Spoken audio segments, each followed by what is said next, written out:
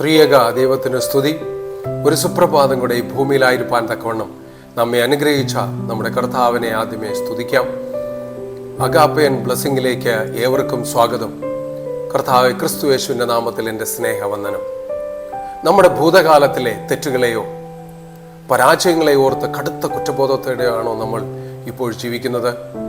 എൻ്റെ ജീവിതത്തിൽ വലിയൊരു തെറ്റ് പറ്റിപ്പോയി, ഇനി എനിക്ക് ഒരു തിരിച്ചുവരവ് സാധ്യമല്ല എന്ന് കരുതി നമ്മുടെ സ്വപ്നങ്ങളെല്ലാം മാറ്റിവെച്ച് നമ്മൾ മനസ്സ് തളർന്നിരിക്കുന്ന ഒരവസ്ഥയാണോ? എങ്കിൽ കർത്താവിൽ പ്രിയ സഹോദരി സഹോദരങ്ങളെ, നമ്മുടെ ജീവിതത്തെ തളർത്തിക്കളയുന്ന സകല ഭൂതകാല ഭാരങ്ങളിൽ നിന്നും കുറ്റബോധങ്ങളിൽ നിന്നും നമുക്ക് പൂർണ്ണമായ ഒരു സ്വാതന്ത്ര്യം നൽകിക്കൊണ്ട് പുതിയൊരു തുടക്കം തരുന്ന അതീവ ശക്തമായ വചനമാണ് ഇന്ന് നമ്മൾ ധ്യാനിക്കാനായിട്ട് പോകുന്നത്. വിശുദ്ധ ലൂക്കോസ് 5:20 വചനം ഇപ്രകാരം പറയുന്നു: അവരുടെ വിശ്വാസം കണ്ടിട്ട് അവൻ, മനുഷ്യ, നിന്റെ പാപങ്ങൾ മോചിച്ചു തന്നിരിക്കുന്നു എന്ന് പറഞ്ഞു. ഉള്ളിലെ തകർച്ചകളെ മാറ്റി നിർത്തിക്കൊണ്ട് ഒരു മനുഷ്യന് എങ്ങനെ പുതിയൊരു ജീവിതം കെട്ടിപ്പടുക്കാമെന്ന് പഠിപ്പിക്കുന്ന വചനമാണിത്. കവർണ്ണഭൂമിയിലെ ഒരു വീട്ടിൽ വെച്ചാണ് ഈ സംഭവം നടക്കുന്നത്. യേശുക്രിസ്തു ഉപദേശിച്ചു കൊണ്ടിരുന്ന ആ വീട് ജനങ്ങളെ കൊണ്ട് പൂർണ്ണമായും നിറഞ്ഞിരുന്നു. ഒരു വഴിയുമില്ലാത്ത വിധം വാതിലുകളും ജനലുകളും അടഞ്ഞുപോയി.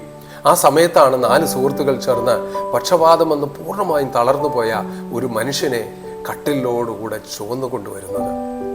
ഉള്ളിലേക്ക് കയറാൻ ഒരു വഴിയുമില്ല എന്ന് കണ്ടപ്പോൾ അവർ നിരാശരായി മടങ്ങിപ്പോയില്ല. അവർ വീടിന്റെ മുകളിൽ കയറി മേൽക്കൂര പൊളിച്ച് ആ രോഗിയെ, തൻ്റെ സുഹൃത്തിനെ, കട്ടിലോട് യേശുവിൻ്റെ നടുവിലേക്ക് ഇറക്കി വെച്ചു. ആ സുഹൃത്തുക്കളുടെ കഠിനമായ ശ്രമവും അവരുടെ വലിയൊരു കൂട്ടായ്മയും അവരുടെ വിശ്വാസവും അവരുടെ കരുണയും കണ്ടുകൊണ്ടാണ് യേശു ഈ വാക്കുകൾ സംസാരിക്കുന്നത്. ഈ വചനം നമ്മെ ഓർമ്മിപ്പിക്കുന്നു, നമ്മുടെ ഉള്ളിലെ തളർച്ചയാണ് ആദ്യം മാറേണ്ടത്. യേശു ഇവിടെ പറഞ്ഞത് അവൻ അവരുടെ വിശ്വാസം കണ്ട് എന്നാണ്. നമ്മുടെ ജീവിതത്തിൽ പ്രതിസന്ധികൾ വരുമ്പോൾ നമ്മെ താങ്ങിപ്പിടിക്കാൻ, നമുക്ക് വേണ്ടി പ്രാർത്ഥിക്കാൻ നല്ലൊരു സൗഹൃദ വലയം നമുക്കുണ്ടാകണം. യേശു ആ തളർന്നുപോയ മനുഷ്യനോട് ആദ്യം പറഞ്ഞു, നീ എഴുന്നേറ്റ് നടക്കുക എന്നല്ല, മറിച്ച് നിന്റെ പാപങ്ങൾ മോചിച്ചു തന്നിരിക്കുന്നു എന്നാണ്. പലപ്പോഴും നമ്മുടെ കരിയറിലോ ബിസിനസ്സിലോ ഉണ്ടാകുന്ന തളർച്ചയ്ക്ക് കാരണം നമ്മുടെ ഉള്ളിലെ കുറ്റബോധവും സംശയവുമാണ്. ഞാൻ ഒരു പരാജയമാണ്, എനിക്ക് ഒന്നിനും യോഗ്യതയില്ല എന്ന ചിന്ത നമ്മുടെ ഉള്ളിൽ നിന്നും നമ്മെ തളർത്തിക്കളയും. യേശു പറയുന്നു, ആ ഭാരങ്ങളെല്ലാം ഞാൻ മാറ്റി തന്നിരിക്കുന്നു. സ്വർഗം നമ്മുടെ ഭൂതകാലത്തെ ക്ഷമിച്ചു കഴിഞ്ഞു. ലോകം നമ്മെ വിധി എഴുതിയാലും ദൈവത്തിന്റെ കോടതിയിൽ നമ്മൾ കുറ്റവിമുക്തരാണ്. ഈ വചനം നമ്മെ ഓർമ്മിപ്പിക്കുന്ന കുറച്ച് കാര്യങ്ങളുണ്ട്. ഒന്ന്, യഥാർത്ഥ വിശ്വാസം തടസ്സങ്ങളെ മറികടക്കുന്നു. ഈ മനുഷ്യനെ യേശുവിന്റെ അടുക്കൽ കൊണ്ടുവന്ന ആ 4 സുഹൃത്തുക്കളെ ഒന്ന് നോക്കി, അവർക്ക് പെട്ടെന്ന് തന്നെ പിന്മാറാമായിരുന്നു. ജനക്കൂട്ടം കൂടുതലാണ്, ഇവിടെ ഒരു രക്ഷയുമില്ല, അവൻ്റെ അടുത്തേക്ക് കയറാൻ പോലും പറ്റില്ല എന്നൊക്കെ പറഞ്ഞ് വീട്ടിൽ നിന്ന് മടങ്ങമായിരുന്നു. എന്നാൽ അവർ അങ്ങനെ ചെയ്തില്ല. അവർ ഒരു വഴി കണ്ടെത്തി. ഇതാണ് യഥാർത്ഥ വിശ്വാസം. വിശ്വാസം പ്രശ്നങ്ങളെ നോക്കുന്നതല്ല, ദൈവത്തിൻ്റെ ശക്തിയെ നോക്കുന്നതാണ്. നമ്മുടെ ജീവിതത്തിലും പല തടസ്സങ്ങളുണ്ടാകും, രോഗങ്ങളുണ്ടാകും, സാമ്പത്തിക ബുദ്ധിമുട്ടുകളുണ്ടാകും, കുടുംബ പ്രശ്നങ്ങളുണ്ടാകും, നിരാശകളുണ്ടാകും. എന്നാൽ യഥാർത്ഥ വിശ്വാസം പറയുന്നത് യേശുവിൻ്റെ അടുക്കലെത്താൻ ഒരു വഴി എപ്പോഴും തുറന്നിരിക്കും. 2, യേശു നമ്മുടെ ആഴത്തിലുള്ള ആവശ്യങ്ങൾ അറിയുന്നു. ആ പക്ഷാഘാത രോഗി ശാരീരിക സൗഖ്യം ആഗ്രഹിച്ചിരിക്കും, തീർച്ചയായിട്ടും. പക്ഷെ യേശു അവൻ്റെ ഏറ്റവും വലിയ ആവശ്യം തിരിച്ചറിഞ്ഞു. അത് പാപക്ഷമയായിരുന്നു. ഇന്നും പലപ്പോഴും നാം ദൈവത്തോട് ചില കാര്യങ്ങൾ ചോദിക്കുന്നു ലൗകികമായി.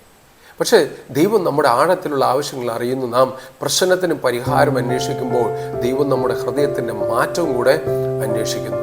നാം താൽക്കാലിക അനുഗ്രഹങ്ങൾ അന്വേഷിക്കുമ്പോൾ ദൈവം നിത്യജീവന്റെ അനുഗ്രഹം നൽകാനായിട്ടാണ് ആഗ്രഹിക്കുന്നത്. 3, പാപമോചനമാണ് ഏറ്റവും വലിയ ആവശ്യം. സ്വർഗത്തിലേക്കുള്ള ഒരു താക്കോലാണ്. യേശു ആദ്യം രോഗിയെ സൗഖ്യമാക്കിയില്ല, അവൻ്റെ പാപങ്ങൾ ക്ഷമിച്ചു. എന്തുകൊണ്ട്? കാരണം രോഗത്തെക്കാൾ വലിയത് പാപമാണ്. അതാണ് ഏറ്റവും വലിയ പ്രശ്നം. പാപം മനുഷ്യനെ ദൈവത്തിൽ നിന്ന് അകറ്റുന്നു, പാപം സമാധാനം നഷ്ടപ്പെടുത്തുന്നു, പാപം കുറ്റബോധം സൃഷ്ടിക്കുന്നു. എന്നാൽ യേശുവിൻ്റെ പാപമോചനം മനസ്സിന് സമാധാനം നൽകുന്നു, പുതിയ ആരംഭം നൽകുന്നു, പുതിയ പ്രത്യാശ നൽകുന്നു, ദൈവവുമായി വീണ്ടും ബന്ധം സ്ഥാപിക്കുന്നു. ഈ ലോകത്തിലെ ഏറ്റവും വലിയ അനുഗ്രഹം ദൈവത്തിൻ്റെ പാപമോചനമാണ്. 4, സുഹൃത്തുക്കളുടെ വിശ്വാസം ഒരാളുടെ ജീവിതം തന്നെ മാറ്റാം. ഈ സംഭവത്തിൽ ഒരു മനോഹരമായ കാര്യമുണ്ട്. അത് യേശു രോഗിയുടെ വിശ്വാസമല്ല ആദ്യം കണ്ടത്, അവരുടെ വിശ്വാസം കണ്ടിട്ട് എന്നാണ് വചനം പറയുന്നത്. ആ 4 സുഹൃത്തുക്കളുടെ ഉറച്ച വിശ്വാസവും സ്നേഹവും കരുതലും കരുണയും ആ മനുഷ്യനെ യേശുവിൻ്റെ സന്നിധിയിലേക്ക് എത്തിച്ചു. ഇത് നമ്മെ പഠിപ്പിക്കുന്നത് നമ്മുടെ പ്രാർത്ഥന മറ്റുള്ളവർക്ക് ഒത്തിരി അനുഗ്രഹമായിരിക്കാം, നമ്മുടെ വിശ്വാസം മറ്റുള്ളവർക്ക് ഒത്തിരി പ്രത്യാശ നൽകാം, നമ്മുടെ സഹായം ഒരാളുടെ ജീവിതം തന്നെ മാറ്റിമറിക്കാം. ആരെയെങ്കിലും യേശുവിൻ്റെ അടുക്കൽ എത്തിക്കുന്ന വ്യക്തികളാകാൻ ദൈവം നമ്മെ ഇന്ന് വിളിക്കുന്നു. നമുക്ക് സാധിക്കുമോ? അടുത്ത് യേശു നമ്മുടെ പുതിയ ജീവിതത്തിൻ്റെ തുടക്കത്തിന് വേണ്ടി എന്നും നോക്കിയിരിക്കുക. പാപമോചനം എന്നത് ഭൂതകാലത്തിൻ്റെ അവസാനവും പുതിയ ജീവിതത്തിൻ്റെ തുടക്കവുമാണ്.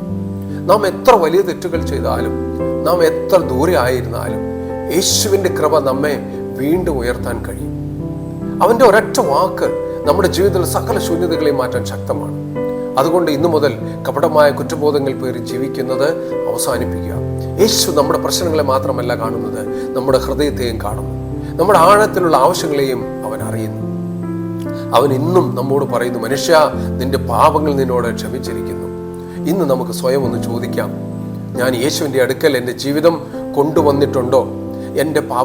അവൻ്റെ പാപമോചനം ഞാൻ സ്വീകരിച്ചിട്ടുണ്ടോ? മറ്റുള്ളവരെ യേശുവിൻ്റെ അടുക്കൽ എത്തിക്കുന്ന ഒരാളാണോ ഞാൻ? നമുക്ക് വിശ്വാസത്തോടെ യേശുവിൻ്റെ അടുക്കൽ വരാം. കാരണം അവൻ്റെ സ്നേഹം അതിരുകളില്ലാത്തതാണ്, അവൻ്റെ പാപമോചനം പൂർണ്ണമാണ്, അവൻ്റെ കൃപ പുതിയ ജീവിതം നൽകുന്നു. നമ്മുടെ ഉള്ളിലെ സകല കുറ്റബോധങ്ങളെയും കഴുകി വെടിപ്പാക്കി നമുക്ക് പുതിയൊരു ജീവിതത്തിനായി തയ്യാറെടുക്കാം. കർത്താവ് നമ്മെ അതിസമൃദ്ധമായി അനുഗ്രഹിക്കട്ടെ. ഒരു നിമിഷം നമുക്ക് ഇങ്ങനെ പ്രാർത്ഥിക്കാം. ഞങ്ങൾ അത്യധികം സ്നേഹിക്കുന്ന വാഴ്ത്തപ്പെട്ട യേശുവേ, സ്വർഗീയ പിതാവേ, നാഥ, ഈ തന്നിരിക്കുന്ന ഈ നല്ല നന്മ സമയത്തിനായി നിന്നെ നന്ദിയോടെ സ്തുതിക്കുന്നു, സ്തോത്രം ചെയ്യുന്നു. അഗാപ്പൻ ബ്ലെസ്സിങ്ങിലൂടെ ഈ വചനം കേൾക്കുന്ന നിന്റെ മക്കളെയും ഇത് മറ്റുള്ളവർക്ക് പങ്കുവയ്ക്കുന്ന മക്കളെയും നിന്റെ തൃപ്പാദത്തിലേക്ക് ഭരമേൽപ്പിക്കുന്നു. ഈ നിമിഷം തന്നെ നീ അവരെ അനുഗ്രഹിക്കണമേ, നിന്റെ കൃപ മൂലം അവരെ വഴി നടത്തണമേ. കർത്താവെ, ഞങ്ങൾ പൂർണ്ണമായി നിന്റെ തൃപ്പാദത്തിലേക്ക് സമർപ്പിക്കുന്നു. അവരുടെ ആവശ്യങ്ങളെയും ആഗ്രഹങ്ങളെയും കർത്താവെ നിന്റെ തൃപ്പാദത്തിലേക്ക് സമർപ്പിക്കുന്നു. നീ വഴി നടത്തിയവനാണ്, ഇത്രത്തോളം വഴി നടത്തിയവനാണ്. ഞങ്ങൾ പൂർണ്ണമായി നിന്നിൽ വിശ്വസിക്കുന്നു. കർത്താവേ, നിന്റെ കൃപ മൂലം ഞങ്ങളെ ശിഷ്ട ജീവിതം സന്തോഷത്തിൻ്റെയും സമാധാനത്തിൻ്റെയും ഐശ്വര്യത്തിൻ്റെയും ആയി തീരുവാൻ തക്കവണ്ണം വൻ കൃപ നൽകി ഞങ്ങളെ അനുഗ്രഹിക്കണമേ. നീ കാണിച്ചിരുന്ന വഴിയിലൂടെ നടപ്പാൻ തക്കവണ്ണം നിന്റെ മക്കൾ ഓരോരുത്തരെയും നീ ക്രമീകരിക്കണമേ. കർത്താവേ, ഞങ്ങൾ കേട്ട വചനത്തെ നിന്റെ തൃപ്പാദത്തിലേക്ക് സമർപ്പിക്കുന്നു. ഞങ്ങൾക്ക് വിവേചിച്ച് തരുന്നതിനായതുകൊണ്ട് നന്ദിയോടെ സ്തുതിക്കുന്നു. കർത്താവേ, നിന്റെ കൃപ കൂടെ ഇരുന്ന് അനുഗ്രഹിക്കണമേ. കർത്താവ്, വചനം കേൾക്കുന്ന എല്ലാ മക്കളെയും നിന്റെ തൃപ്പാദത്തിലേക്ക് ഭരമേൽപ്പിക്കുന്നു. അവരുടെ ആവശ്യങ്ങൾ എത്ര വലിയതാണെങ്കിലും കർത്താവെ, നിന്റെ കൃപ മൂലം ചൊരിഞ്ഞ് നിന്റെ പരിശുദ്ധാത്മാവിനാൽ അവരെ അഭിഷേകം ചെയ്യണമേ. കഠിന വേദനകളിലൂടെ കടന്നു പോകുന്ന, കഠിന പരീക്ഷകളിലൂടെ കടന്നു പോകുന്ന മക്കളെ ഈ സമയത്ത് നിന്റെ തൃപ്പാദത്തിലേക്ക് ഭരമേൽപ്പിക്കുന്നു. അവരെ നിറയ്ക്കണമേ. കർത്താവേ, അവരുടെ ആവശ്യങ്ങളെ നീ അനുകൂലമാക്കി കൊടുക്കണമേ. സകല പ്രതിസന്ധികളിൽ നിന്നും നിന്റെ മക്കളെ നീ രക്ഷിച്ചു കൊള്ളണമേ. കർത്താവെ, നിന്റെ ചെറിയൻ മറവിൽ നിന്റെ സ്വർഗരാജ്യത്തിന് പങ്കാളികളാകുവാൻ കർത്താവെ അവരെ നീ അനുഗ്രഹിക്കണമേ. അഭിഷേകം ചെയ്യുന്നതിനായി നന്ദിയോടെ സ്തുതിക്കുന്നു. കർത്താവെ, നിന്റെ തൃപ്പാദത്തിൽ ഇത്രത്തോളം അവരെ സൂക്ഷിച്ചുകൊണ്ടതിനായി നന്ദിയോടെ സ്തുതിക്കുന്നു. കർത്താവെ, നിന്റെ സാക്ഷികളായി ജീവിപ്പാൻ, കർത്താവെ, നിന്റെ സ്നേഹം മറ്റുള്ളവർക്ക് കാണിച്ചു കൊടുപ്പാൻ, കർത്താവ്, ഞങ്ങളുടെ ജീവിതം വഴി മറ്റുള്ളവരെ സഹായിപ്പാൻ, നല്ല സുഹൃത്തായി വളരുവാൻ, കരുണയുള്ള മകനായി വളരുവാൻ, സ്നേഹമുള്ള പങ്കാളിയായി ജീവിപ്പാൻ, കർത്താവെ, മറ്റുള്ളവർക്ക് വേണ്ടി പ്രാർത്ഥിക്കുന്ന മകനായി മകളായി ജീവിപ്പാൻ, കർത്താവെ, നിന്നിലേക്ക് മറ്റു സഹോദരങ്ങളെ വിളിച്ചു കൊണ്ടുവരുന്ന മക്കളായി വളരുവാൻ കർത്താവെ ഓരോരുത്തരെയും നീ അഭിഷേകം ചെയ്യണമേ. കൂട്ടുകാരനെ കർത്താവ് നിന്റെ സന്നിധിയിലേക്ക് കൊണ്ടുവന്ന കർത്താവ് ഒരു പുതിയ ജീവിതം കൊടുപ്പാൻ തക്കവണ്ണം കർത്താവെ ഞങ്ങളെ ക്രമീകരിക്കണമേ, ഞങ്ങളെ അനുഗ്രഹിക്കണമേ, അതിനുള്ള അറിവ് തരണമേ. ഞങ്ങൾ മൂലം മറ്റുള്ളവർ രക്ഷപ്പെടുവാൻ, ഞങ്ങളും രക്ഷിക്കപ്പെടുവാൻ കർത്താവെ നിന്റെ കൃപ ഞങ്ങളിൽ ചൊരിയണമേ. പൂർണ്ണമായി ഏറ്റെടുത്ത് വഴിയെടുത്തതിനായി സ്തുതിക്കുന്നു. കർത്താവെ, ഇത്രത്തോളം അനുഗ്രഹിച്ചതിനായി സ്തോത്രം. എല്ലാം ഞങ്ങൾ കൊണ്ട് ജീവിച്ച യേശുവിന്റെ നാമത്തിൽ തന്നെ ആമേൻ.